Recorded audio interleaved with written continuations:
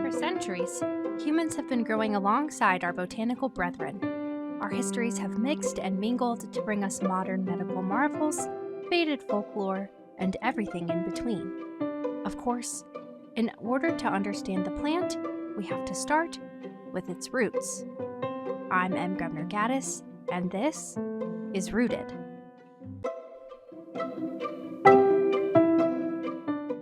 Hello, and welcome back to another episode of Rooted. This week we're diving into Shamrocks in honor of St. Patrick's Day.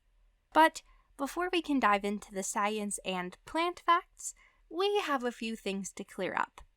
First, there isn't actually a true consensus on what a shamrock is, since the word itself originated from the term semog, which roughly translates to young clover. With that in mind, scientists underwent a literal century-long endeavor to find out what the true shamrock would be. The most noted way they did this was by literally asking the public in Ireland to mail in a sample of the plant they considered to be a shamrock. And here's what they found. 51% of people believed that a shamrock was the lesser clover, otherwise known as the Trefoilum dubum. Others, 34% or 35% later, believed that it was the white clover, and 6 to 4% believed that it was the red clover. So, for today's episode, we'll just be discussing some of the general traits of these plants, as they're all part of the same family and are honestly extremely similar. Before we dive into all that, we have one more thing to clear up. Here in the United States, and in many other parts of the world, the houseplant we call shamrocks is actually a variety of oxalis, specifically the woodland sorrel, and it can be green, purple, or even a mix of the two. They have adorable little flowers, and they can have 3 or 4 leaves. And while they're adorable and very festive, they are not widely accepted as the true shamrock, so we won't be talking any more about those little bundles of floral deceit today. Generally, shamrocks or clovers are part of the legume family, which I did warn you we would be talking about a lot, since it's a large and popular family with lots of plants that are closely tied to spring. As a member of the legume family, they do a lot of the same things as beans and peas, especially when it comes to regenerating the soil. Clovers are generally small annuals or biannuals characterized as being short with 3 or 4 leaves. They're typically very short and grown in large, sprawling clumps, which makes them a great ground cover and an increasingly popular choice for lawn replacements and cover crops. Their flowers are like little tufts, with sort of tubular individual flowers that come together to create a round, large-looking bloom. Many people pick them for the flower and then bite the ends of each individual flower off, as they have a very sweet, almost honey-like floral taste. And they're an important food source for many different species of wildlife, including bears, birds, and others. They're also an important family for bumblebees, honeybees, which in turn help the clover to reseed more efficiently. They are native to most of Europe, but have spread nearly worldwide because they're so tolerant and effective at amending the soil. They really aren't picky about much, but they do need to be kept in consistently moist soil, so they don't do too well in harsh, dry environments without additional watering. The vast majority of clovers have only 3 leaves, with 4-leaf clovers being extremely rare. They are actually a genetic defect in the plant, but recently they've become more common due to attempts to stabilize the gene in order to make them more widely available. But how did they come to symbolize luck? And where do the fairy folktales come in for this guy? Well, to understand that, we're going to have to go way back in Irish history. So grab your tweed and let's dig in. Okay, so here's the deal. 4-leaf clovers are obviously rare, and it's this rareness of them that makes them extra lucky. Regular clovers are also lucky, and we'll dive into that, but for now, just know that clovers are all important, but four-leaf clovers are extra special. So, because of their extra specialness, it only makes sense that they would be extra powerful, particularly when it comes to an Irish folk favorite, fairies. For those who aren't super familiar with the Irish rendition of fairies, they were essentially little sprites.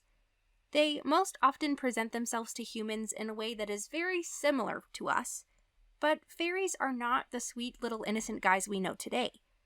Back then, they were tricksters. They would often help people, but were honestly just as likely to cause harm or pull pranks.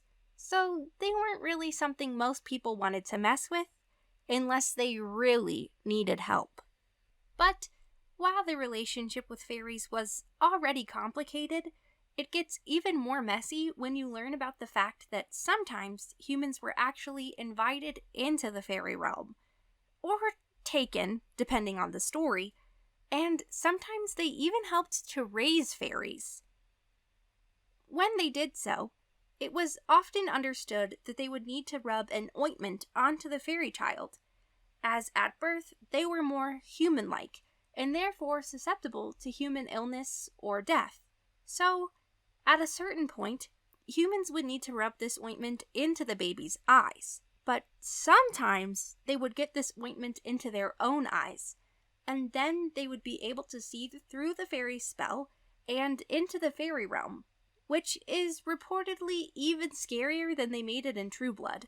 So, altogether, just not a fun place to be. And what was that ointment made of, you might ask?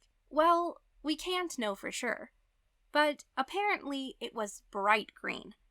And it just so happens that when you distill the leaves of a clover down into what you would use for an ointment, it can be pretty green.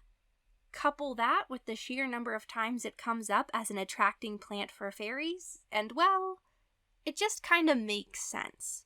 And it's because of these stories with the ointment that it was generalized that anyone who happens to stumble upon these four-leafed friends would be given the gift to see fairies, which was a blessing because they couldn't prank you or steal your friends, and a curse because you would have to see their horrific true form. Okay, so now that we understand the folklore behind four-leaf clovers, let's talk a little bit more about their three-leafed brethren.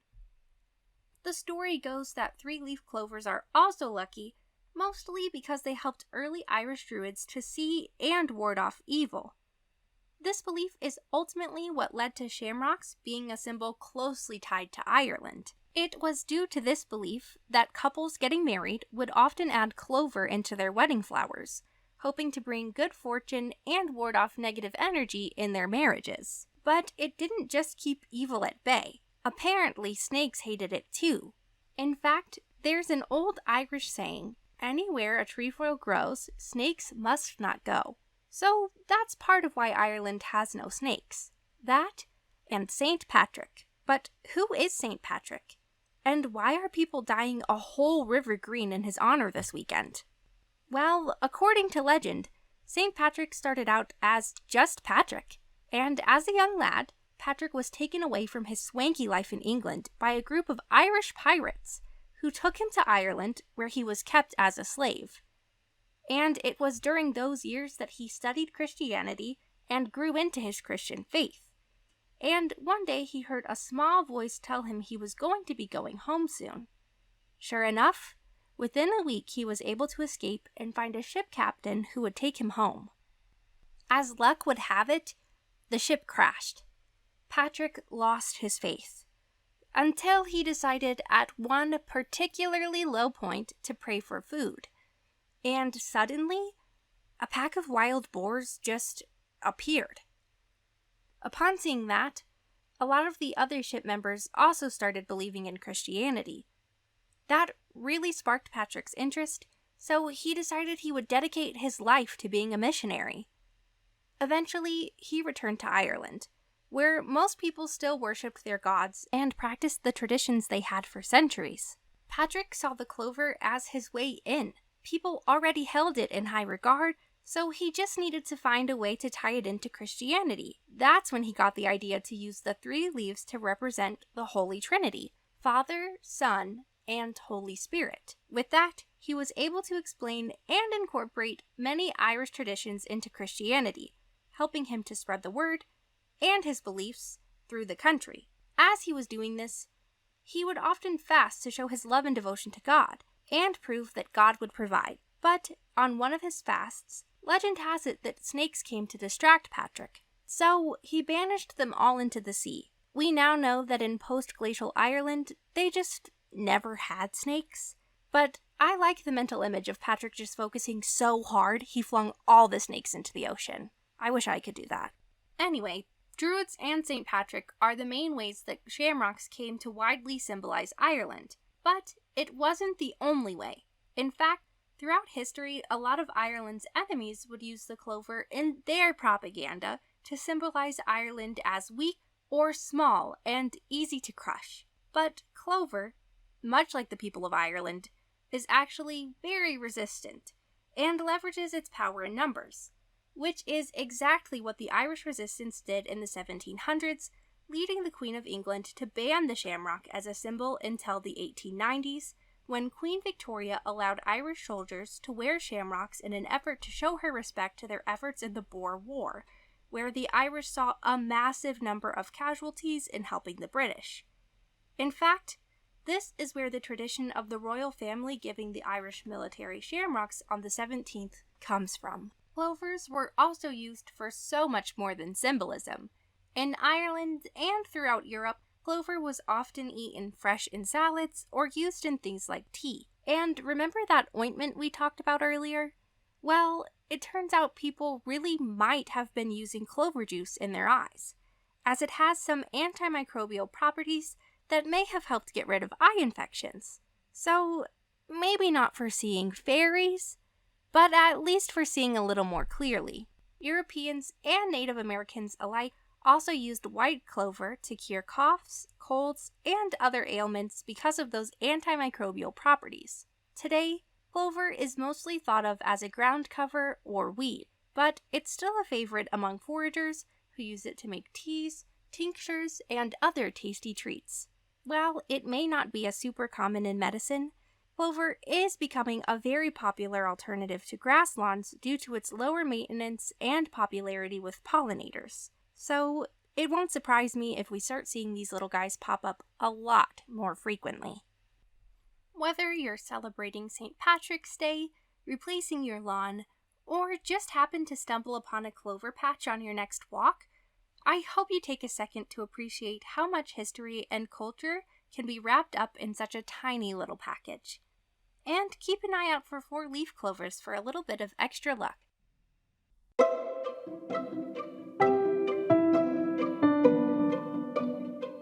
If you liked this show, please consider subscribing and leaving us a review on Spotify, Apple Podcasts, or anywhere else you listen. You can follow us on Facebook, Instagram, and TikTok at rooted.pod. We're on YouTube at rooted.podcast, and check out our website, rootedpod.com, for transcripts, updates, and so much more. Thanks for being here, and until next time, be kind to yourselves, be kind to the earth, and just like a plant, drink your water.